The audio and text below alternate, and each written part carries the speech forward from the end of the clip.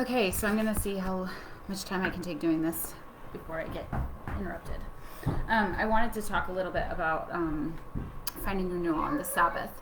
And before I do this, I know this, for some people this may not be an issue, but for other people, the concept of the Sabbath is not always renewal-ish feeling.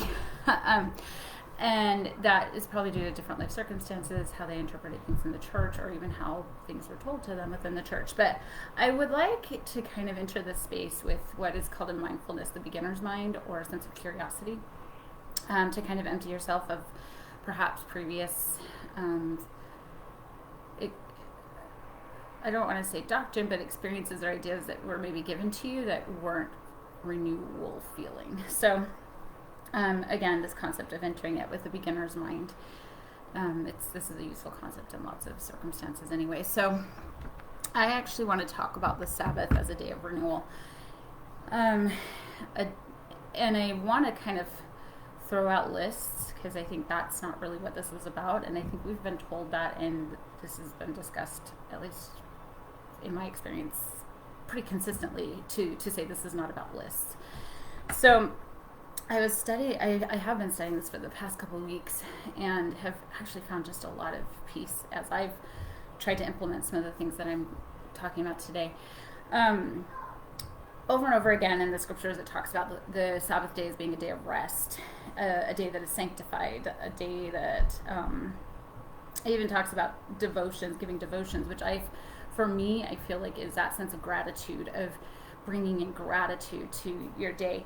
So some of the ways that I have framed this in my head has been that this is a day of being, not doing. This is a day of witnessing holiness, of witnessing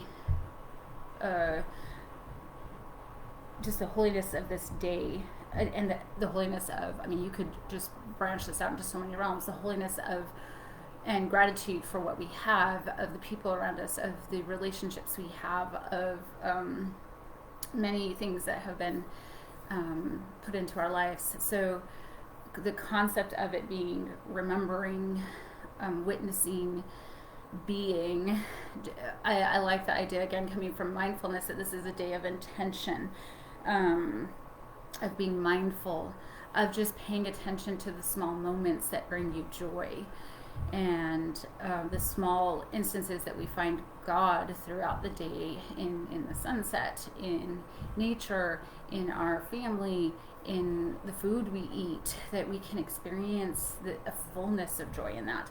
So one of the things that I feel like kind of just popped into my head as being really useful is, number one, again, coming at this with a beginner's mind, to look at it as a day of being and a day of noticing the beauty and the joy and life around you, and the experiences of God that you have had. And that can look like so many different things.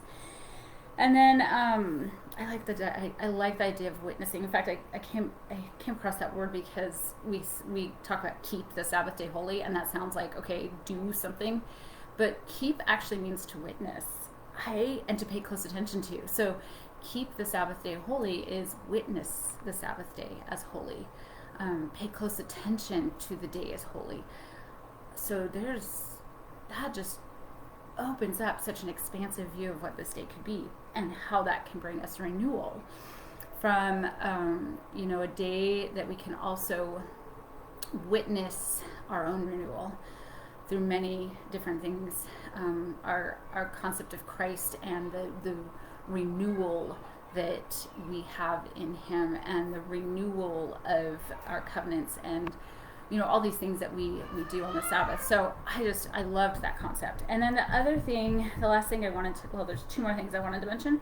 One of them is to maybe even just sit down at the beginning of your Sabbath day, or right now if you want to, and just contemplate and maybe journal or ponder and pray about this idea. How can I receive the Sabbath and the holiness of this day? How can I be in this day? How can I receive the joy that is there for me? And so I like the idea of receiving. We're being. We're not getting up and doing lists. Not that it's bad to do things, it's just the idea that we're allowing a day for us just to be. In reality, this is not something that our culture actually cares about. We value productivity of doing things, and this is from like a Mormon culture, and I'm using the term Mormon as a cultural term, from that culture, but to our culture, we like to do things. We like to see that we've checked off our lists. We'd like to see, well, we get paid for doing things, right? We value doing. So we don't really value rest. We don't value just being.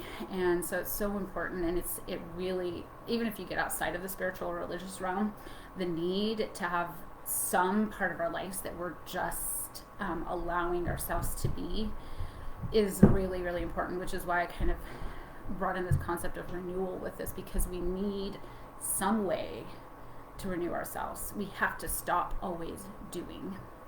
So within the LDS culture, and within the Church of Jesus Christ of Latter-day Saints, the Sabbath has been established as a ritualistic way for us to actually just remind us that we need to do this for ourselves, and that we have ways of doing this. So that's idea. And then the other idea, and I probably will bring this in more and more because I've kind of been on a personal journey of connecting with the Divine Feminine and our Heavenly Mother. Biological sex aside, the feminine, this is actually a feminine concept. So if you're wanting to connect to the Divine Feminine or that kind of a concept, this is a great way to think about doing that. The concept of rest, of being, of just being, of relationships. This is a very feminine concept. So for me, this is also a way for me to kind of contemplate what Divine Feminine looks like and can be like. So that can be an issue that people delve into a little bit differently, but I just wanted to bring that up because that's been important to me lately, to find what the Divine Feminine looks like. And again, that reiteration that it's not actually really about biological sex. We all need to experience these kinds of concepts in our lives. So and that's it for today. And I'll come back later this month with a few other things to delve into, probably topics like the sacrament as a way of renewal, definitely, and I may delve a little bit more into communal renewal, which is a bit trickier topic. So that's it.